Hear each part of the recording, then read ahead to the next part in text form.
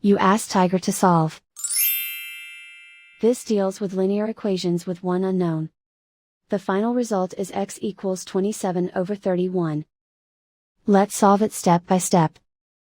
Simplify the expression. Group like terms.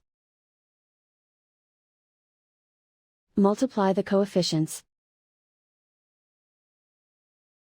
Group like terms.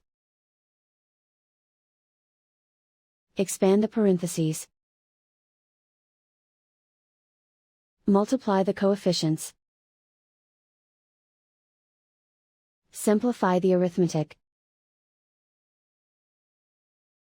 Combine like terms. Group all constants on the right side of the equation. Add 27 to both sides.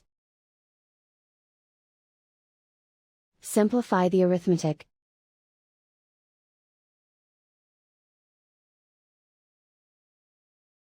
Isolate the x. Divide both sides by 31. Simplify the fraction. And so the final result is x equals 27/31.